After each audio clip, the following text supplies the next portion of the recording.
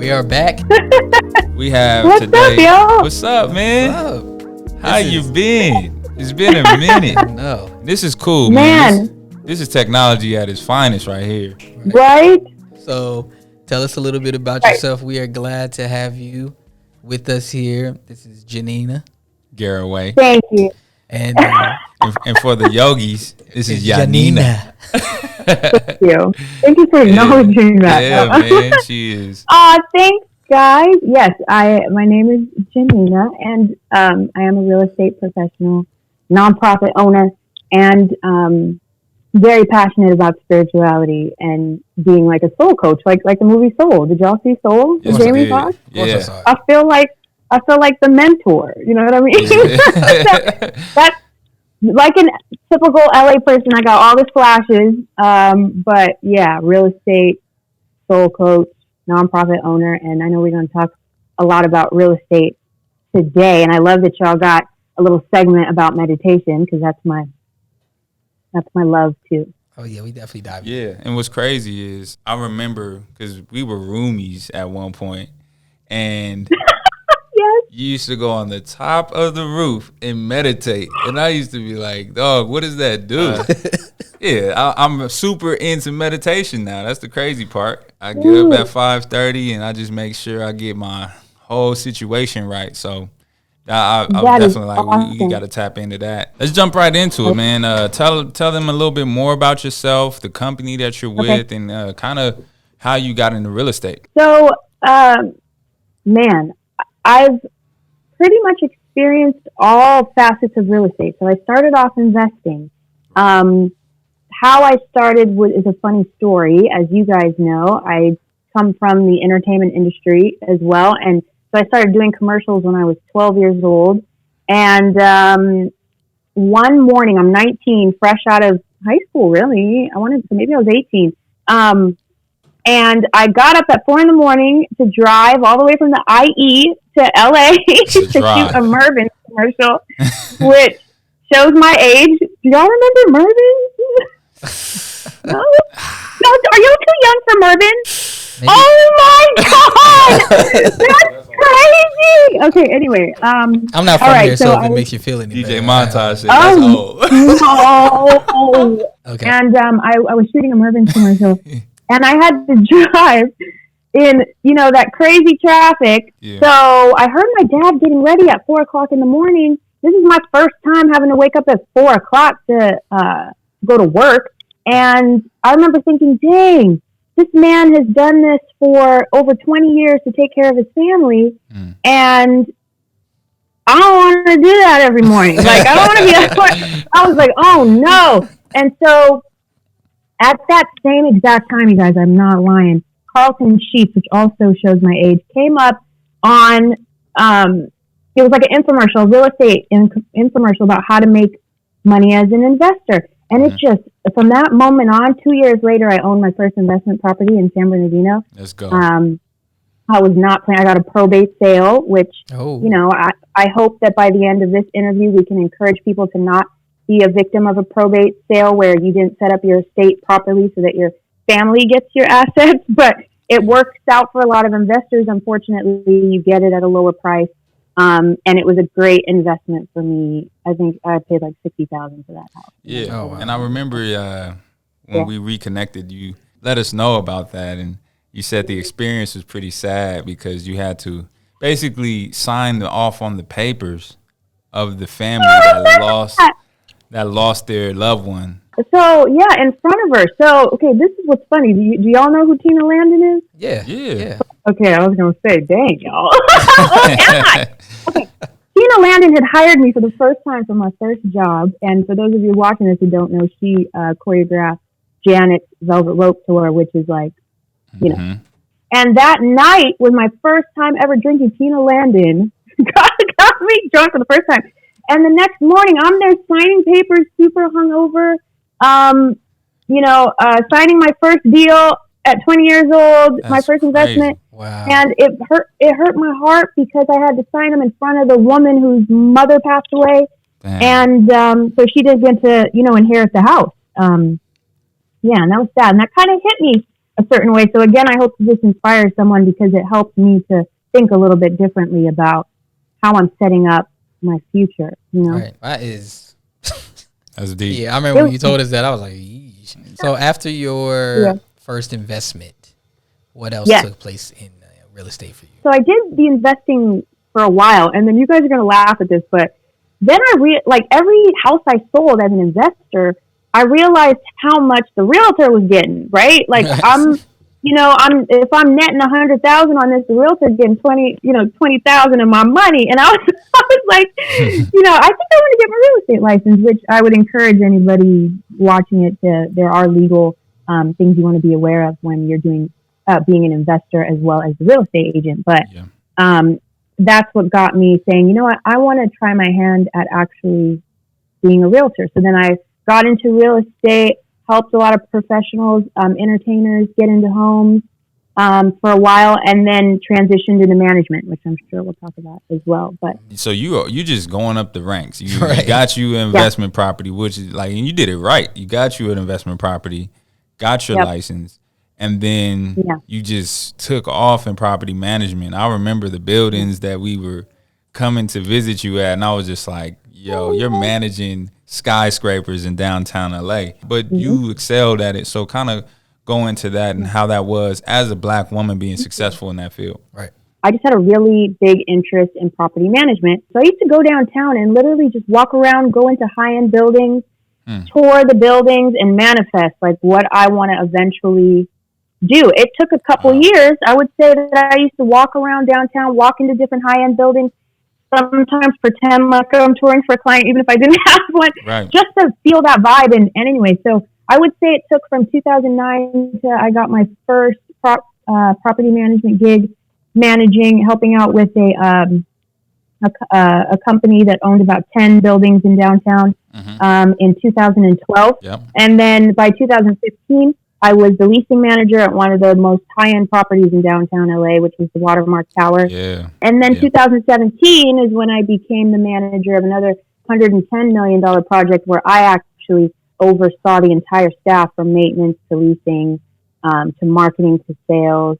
And it wasn't easy, but and it was a process to get there. I worked for a smaller mom and pop from 2012 up until 2015 before I got my shot at a higher end property. But I will tell you that as a Black woman, it was intimidating at times, even in the real estate industry, because it's very male driven, and very, to be honest, it was a bit male, Caucasian driven, to be real, and it took time. And it's cool to see what's happening right now in the world. I'm seeing a lot of more of our community in management, owning as well. I'd like to see more of that soon. I find that there's a lot of management going on, but I think, also getting to that place where we're owning the land and building on it is going to be, You're speaking my language right now. That's exactly what we both talk about all the time. Right. And we have to remember, because I fell prey to it, that other demographics are taught to buy and to hold. And, when we see 100,000, we can't jump. You got to hold out. Someone else is looking at it like you're making 100,000, but I'm gonna hold on to that. And my kids at 25 gonna have 3 mil or whatever, or 100 mil. Exactly. Right. So, the property management in a community, like we're in Lamert Park right now. And where are you guys right now? We're at Soul Folks. Lamert Park. Oh, yes. Shout out to Soul Folks for allowing us to be here. Shout out to Soul Folks. We appreciate That's you. Awesome. And shout out to Kicks Be Clean. Yes. Yeah, we're here in Lamert, right? And there's a stigma always with management, property management in areas of color. They don't treat us very well. They're pretty lackluster. It's a lot of negative stereotypes.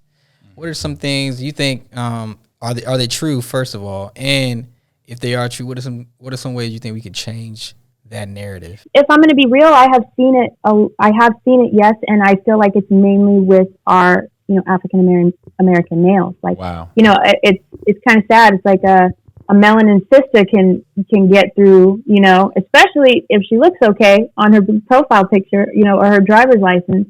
Wow. But there's a little bit more of a stigma, like dig a little deeper into their finances, ask for another month's rent, bank statement if it's melanin brother, and that's why I say, like what happened with Lamert. We all know what happened with Lamert, right? How they came through and bought a lot of the shops out. Even on the leasing end, we had a leasing agent that helped us get into the apartment we're in now, and they fired her. But it was a big building, I think 400 units, and it was about like 80% occupancy.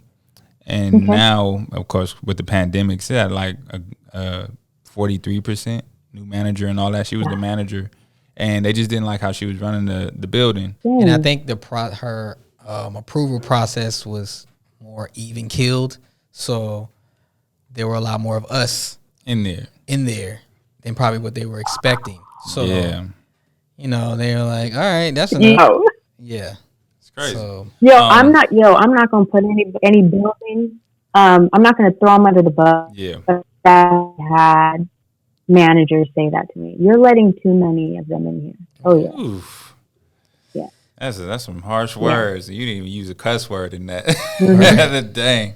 Let's segue into talking about your company that you're with now. Yeah, National Corporate Housing. So it's twofold. I would say I'm doing a little consulting. So right now I'm helping out a building called Treehouse in Hollywood. Love their motto of community.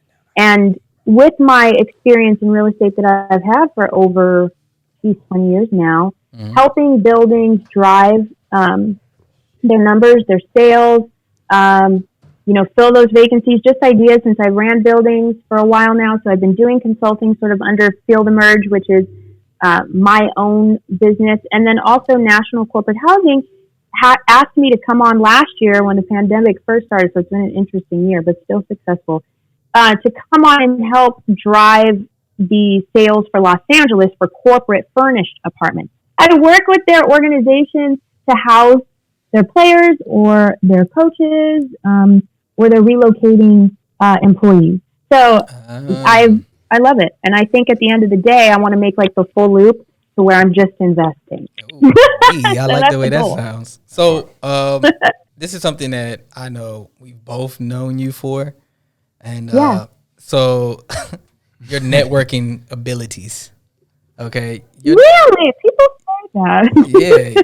You are a beast at networking. So the real question is, like, how did you develop that skill, if you feel like you did develop it? And is there any advice on just networking in general? Well, number one, I feel like they say, right, that many hands make light work. And I think that everybody has different strengths. So I think it's very important to network because, like, I can't do everything and I'm not great at everything. And as you guys know, with a real estate transaction, it takes so many different avenues, right? Mm-hmm. You have escrow, you have the loan officer, so I think probably coming from entertainment industry probably helped me to, and traveling the world, right? Getting to travel on tour and stuff. I'm very interested in people and giving back to people. So I think that relationships should be mutually beneficial, right? So I find that, like, when I go into a room, I want to know, like, what you do and how can I help, not always what I can take. And I think when people have that attitude when they're networking, it will work out a little bit better, That's a good attitude to have, as well as understanding that you need a team with different strengths and you need, like, your toolbox, you know what I mean? How has meditation, affected your business, real estate, and even networking? Because when you meditate on, your soul, man, and who you are as a person, it allows you to basically engage with another human in a different manner. So how has that affected your business? And with meditation, do you feel like you'll be different without it in your business? Absolutely. I think that meditation helps me to work smart instead of working hard. You know what I mean? For sure. Obviously, we work hard, but I can be very scatterbrained sometimes. And I can be like, I want to do a million things at once. I'm very task-oriented, and until it's done, I'm going crazy. So I'm like you. I have a practice where my alarm goes off at 5 a.m. I am up. The first thing I do for the first hour, connect to myself and my soul. I'm big on that, which is what Field Emerge is about for me. It's about bringing sort of that divinity heaven down and connecting those two in earth and creating that infinity universal vibe, like within yourself, that you can give out into the world. And I think that just being a really good person and making sure that I'm going within myself and trying to be the best that I can with others also affects my business, because I'm working with people, and meditation just helps me stay centered. It helps me stay connected to what makes me unique or different. And that's what makes us successful, right? Is being authentic. And so, yeah, without that spiritual practice of meditation, I would go crazy. I mean, when I meditate, it helps me even with sales. Like, I don't just go off of articles or what everybody is saying. I'll take time to kind of go within. And I remember this one deal that I'm working on now, it just came to me in meditation in the morning. Like, I should look into that company, and get that inspiration. And, and it's a big, I could probably say it. I'm working with Amazon. I'm working on a deal with Amazon Studio now, and I'm super excited. Oh, but that came to drop a bomb right now. Hey, Amazon. Yo, and that came to me in meditation. Let's go. Ooh, congratulations. We love it. Yeah. Once again, thank you for your time, sis. Like, you are absolutely amazing. I appreciate you so much. Once again, thank you, man. And honored. Thank you. Yeah. So give it up one more time for Janina. Yanina. The spiritual guru, the spiritual real estate guru. Right. Yeah, we're gonna see you on a seminar soon. You can keep that. Yeah, that's awesome. Yeah, so all right, love you, man. Appreciate your time for blessing us with your presence, and we talk soon. All right.